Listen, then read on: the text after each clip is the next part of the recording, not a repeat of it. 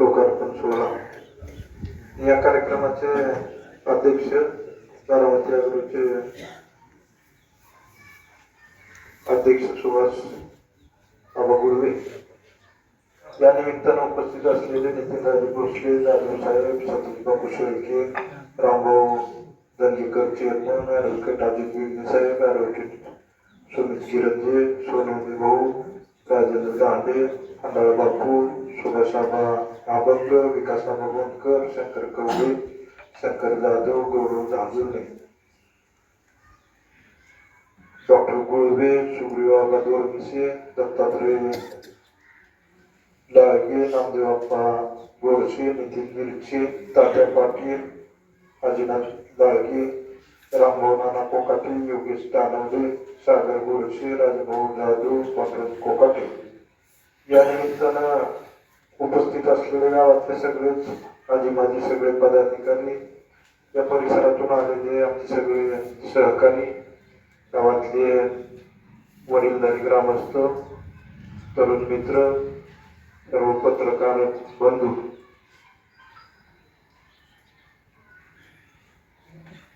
टाकळी गावामध्ये मागच्या 5 वर्षामध्ये जी काम आपल्याला या ठिकाणी तुम्ही सगळ्या मंडळींनी मग गाव भेटीच्या निमित्तानं आल्यानंतर सांगितलेले असतील, कधी समक्ष येऊन काही कामं सांगितलेले असतील, त्यांची सोडवणूक करायचा जो प्रयत्न झाला आणि त्याला आज मला स्वतःला अतिशय आनंद वाटला की सगळी कामं बघितली.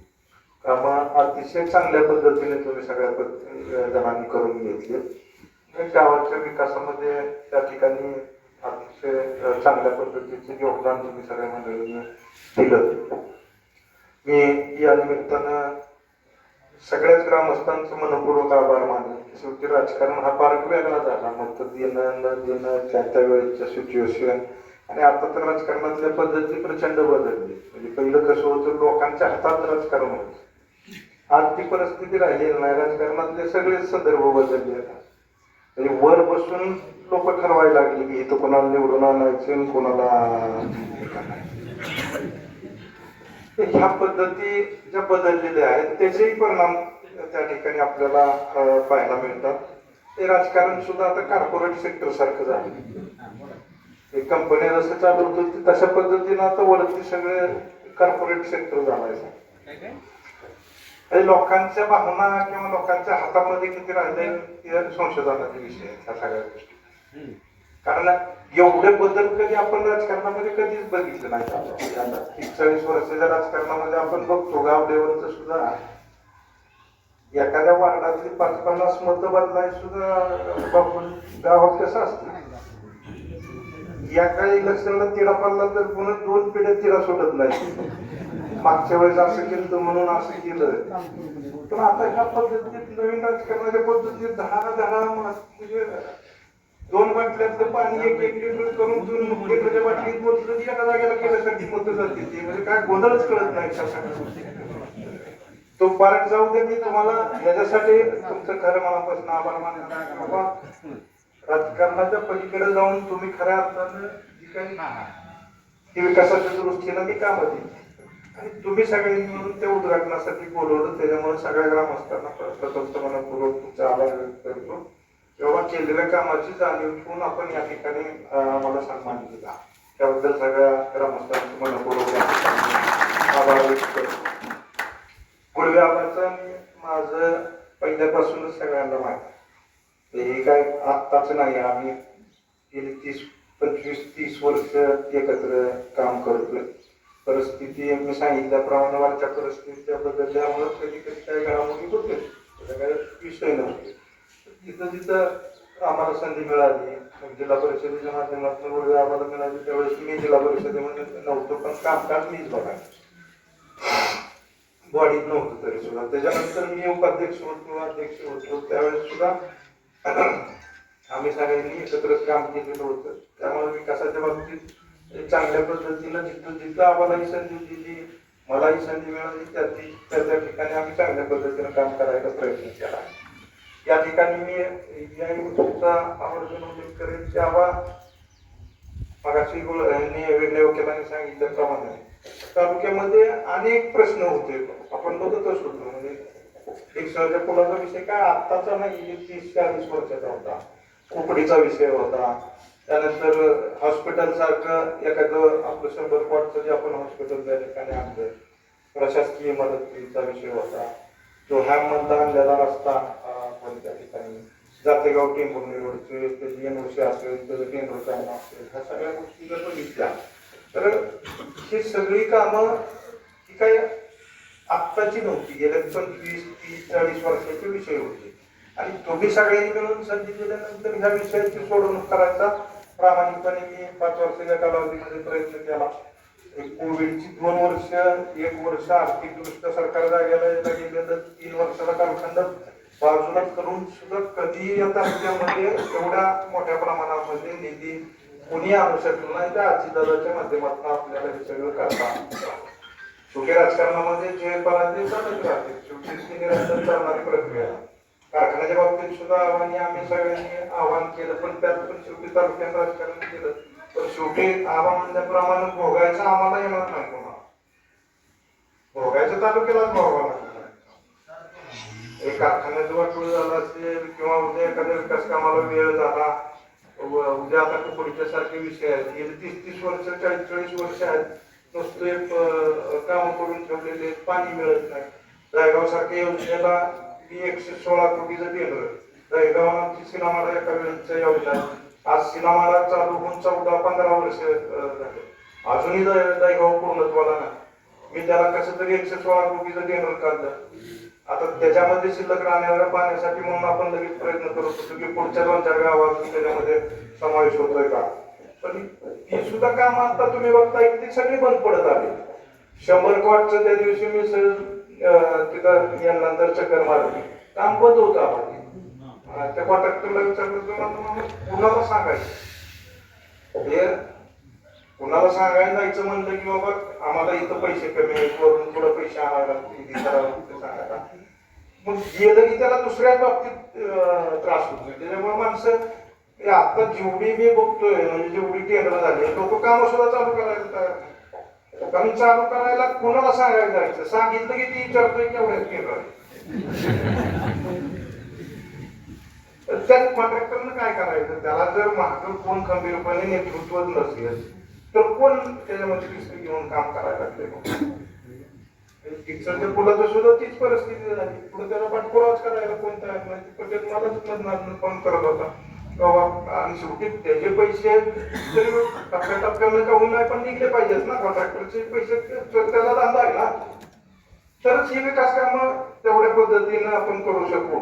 नाहीतर मग चाललेलंच आहे. आता दहेगाव जशी वर्षानुवर्षी चालली, एक पिढी त्यात संपली. आमच्याकडं 2003ला सिनेमाडाचं पाणी चालू झालं, आज 2025-26 मध्ये एक पिढी तयार झाली ना, म्हणजे लोकांची आर्थिक परिस्थिती सुधारली, त्यांच्या पिढ्यातली मुलं असतील, मुले असतील, त्यांची शिक्षण झाली. हा काळ काही कमी नाही ना, 15-20 वर्षाचा काळ म्हणजे एक पिढीच सगळी पूर्ण चेंज होती. पण अशा पद्धतीने जर विकासाची प्रक्रिया राबणार असेल, तरी आपण सगळंच बाजूला ठेवून फक्त गटातटाचं जातीपातीचं राजकारण करणार असेल तर भोगायचं तुम्हाला ते. मी 5 वर्षात मला आनंद वाटतोय की बाबा मी या तालुक्याचं चांगलं करताना थोडा उशीर झाला असेल ना, पण एकाही संस्थेचं वाटोळ करायची भूमिका माझ्या हातनं 5 वर्षात झाली. कुणाच्या चुकीच्या पद्धतीनं राजकारणामध्ये कुणाच्या चुलीत पाणी ओतायचा प्रयत्न माझ्याकडनं झाला. काम करायला, विकासाचं काम करायला उशीर लागतोय, वाटोळ करायला उशीर लागत नाही राजकारणात, पण ती भूमिका घेऊन कधी काम करायचा प्रयत्न केला नाही. तुम्ही सगळ्या मंडळींनी बघितलं असेल 5 वर्ष कामाची पद्धत नाही. इलेक्शन झालं की गट तटाचं राजकारण बाजूला ठेवून आपण विकासाच्या कामाला आपण महत्व देऊ, आणि कधी त्या गावाने किती मतं दिलेत म्हणून विचारत नाही. माझ्याकडे अडचण खरे वाटली की मी आपलं काही ना काही त्याला मदत करायचा प्रयत्न जिल्हा परिषदेचा अध्यक्ष असताना बघितला असेल. माझ्याकडे तुम्ही 10 कामं घेऊन आलं तर कुठल्याच गावात असं नाही की त्याला 2 कामांची तरी नाही, असं एकही गाव तालुक्यामध्ये सापडणार. त्या पद्धतीनं आपण काम करायचा प्रयत्न केला. शेवटी आता निवडणुकीमध्ये ह्या प्रकार चालत राहते, जे पराजय हे चालत राहणार. आणि शेवटी मलाही थोडा ब्रेक पाहिजे होता. कारण काम करणाऱ्या माणसाला पुन्हा किती वजन तरी किती उचलत राहायचं आणि लोकांच्या अपेक्षा बी त्याच पद्धतीनं होत्या. मी काम करतोय म्हणल्यावर तेवढ्याच स्पीडनं लोक पण या सगळ्या गोष्टीमध्ये काम करून घेतोच. त्या दृष्टीने मलाही बरं वाटतं जवळजवळ 5 वर्ष म्हणजे त्याशिवाय फरक पण कळणार नाही लोकांना. मीच नुसतं अजून तुम्ही मला पुढची 20 वर्ष दिली असती तर लोकांना फरक कळला नसता ना, नेतृत्वातला फरक कळला नसता ना. आता 14ला एकदा देऊन बघितलं, 14 ते 19 पुन्हा देऊन बघितलं, त्याचे रिझल्ट काय होते बघितले, 19 ते 24 मध्ये आता माझे रिझल्ट बघितलेले. आता पुन्हा एक 24 ते 29 पर्यंत मला ऑब्झर्व करायला चान्स आहे त्यामध्ये. ती या निमित्तानं चांगली संधी आहे. मला वाटतं की बाबा लोकांना फरक तरी कळत मामाच्या कालावधीत कशी पद्धत होती, त्यांच्या कालावधीत कशी पद्धत होती. तर त्या दृष्टीनं हे चालतच राहणार आहे. उद्या आता कारखान्याच्या निवडणुका झाल्या, उद्या जिल्हा परिषदेच्या लागणार आहेत, आता नगरपालिकेच्या पार पडल्या 31 तारखेला त्याचे निकाल आहेत. आता उद्या आता बघेपर्यंत महापालिका सुरू झाली. महापालिका होईपर्यंत माझ्या माहितीप्रमाणे जानेवारीच्या 15 तारखेच्या आसपास जिल्हा परिषदेच्या सुद्धा निवडणुका डिक्लेअर होते. त्या दृष्टीनं आपण त्या प्रक्रियेमध्ये पुढे सुद्धा भाग घेणारे म्हणजे कोणी काही म्हणा, माझ्याबद्दल काही सुरुवातीला पराभव झाल्यानंतर बऱ्याच अफवा पण होत होती की आता मामा इकडे येणार नाही, काय नाही असंही काय सांगायचं. कोणी भविष्य सांगायचं 36 गाव तुटणार आहे, 36 गाव तुटली तरी मी इकडेच आहे. तुम्ही आता लोकांच्या मंडळीने मला संधी दिली ना, शेवटी माझी जन्मभूमी तिकडली असली तर मी जाहीरपणे सांगितलं आहे. आता इथून पुढं कर्मभूमी माझी कर्माला सांगितली. संधी मिळो न मिळो, जेवढी मला संधी असेल त्यातनं जे काय करता येईल ते चांगल्या पद्धतीने करायचा प्रयत्न भविष्यकाळात सुद्धा राहणार आहे. त्याच्यामुळं तुम्ही अजिबात सुद्धा त्याची चिंता करू नका. की या निमित्तानं मी आपल्याला सांगू इच्छितो. विकासाच्या बाबतीत आतापर्यंत मदत करत आलो. आता आपल्याला मर्यादा जरी असल्या तरी काही प्रमाणामध्ये आपल्याला जिथं सहकार्य लागेल त्या प्रमाणामध्ये भविष्यकाळात सुद्धा आपलं सहकार्य राहीलच. त्या निमित्तानं मी सगळ्या कार्यकर्त्यांनाही या ठिकाणी सांगितलं बाबा हे सगळं आपल्याला पुढे चालू ठेवायचं. आणि कोणी विरोधकांनी काय अफवा उठवल्या, काय झालं गटातटाच्या राजकारणामध्ये बघताय तुम्ही, त्याची युती त्याच्याबरोबर, त्याची युती त्याच्याबरोबर, पुन्हा किती टिकती, त्याही गोष्टी सगळ्या जवळून बघताय. त्या दृष्टीनं पुढं आपण या सगळ्या ह्याच्यामध्ये राहूया. मी जास्त आपला वेळ घेत नाही. ही जी सगळी कामं या ठिकाणी अतिशय चांगल्या पद्धतीने केलेली आहेत त्याबद्दल मी पुन्हा एकदा सगळ्या पदाधिकाऱ्यांना धन्यवाद देतो. विकास कामाला शुभेच्छा देतो आणि या कार्यक्रमाच्या निमित्तानं मला बोलवलं त्याबद्दल सगळ्या ग्रामस्थांचे पुन्हा एकदा मनपूर्वक आभार व्यक्त करतो आणि मी माझी रजा करतो.